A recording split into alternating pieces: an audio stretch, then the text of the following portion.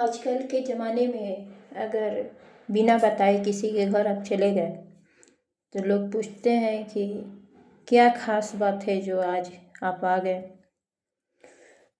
तो आजकल लोगों को याद दिलाना पड़ता है कि रिश्ता है, चाहे वो कोई भी रिश्ता हो, दादा दादी, नाना नानी, काका काकी, मामा मामी या भाई बहन या माँ बाप, यहाँ तक कि पति पत्नी का भी।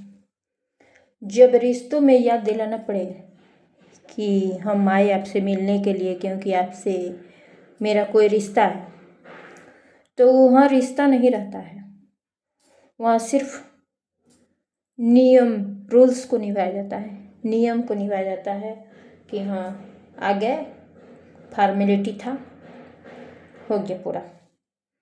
तो जहाँ फॉर्मेलिटी होता है वहाँ रियलिटी कुछ नहीं होता है, और जहाँ रियलिटी होता है वहाँ फॉर्मेलिटी नहीं होता है।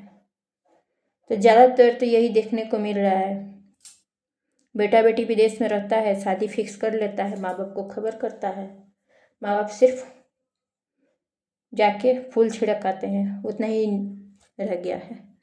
और किसी परिवार में चाहे आप कोई भी, मैंने आपका जेठानी का घर हो, देवरानी का घर हो, ननद का घर हो, बेटा बेटी किसी का घर हो, वहाँ से सिर्फ आपको ये कॉल आएगा कि ये पूजा है, इतना बजे आ जाइएगा। ना पूजा की तैयारी करने के पहले आपको खबर होगी, ना पूजा के और आखिरी तक आप रुकिएगा, सिर्फ जाइएगा, प्रसाद लीजिएगा और चले आइएगा। तो अब आजकल का रिश्ता सिर्फ इतना ही तक रह गया है। तो इसके लिए तकलीफ़ नहीं मानना है, सिर्फ निभाना है, और निभाते निभाते खुद को खुश रख के कि हाँ यही सारा संसार ऐसे ही चल रहा है, खुश रख के जीवन से टाटा बाय बाय। तो अगर हमने कुछ गलत कहा हो तो इसके लिए माफ़ी चाहते हैं, लेकिन यही हो रहा है, कहीं भी हम जाते हैं यही देख रहे हैं।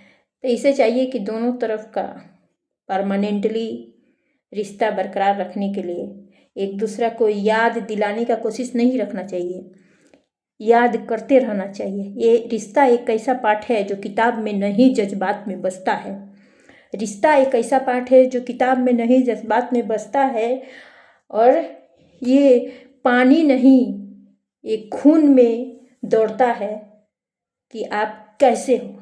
तो खुद को ही अच्छा बनाइए, सामने वालों को छोड़िए, खुद अच्छा रहिए, अच्छे से रिश्ता निभाइए, कोई तकलीफ़ नहीं होगा।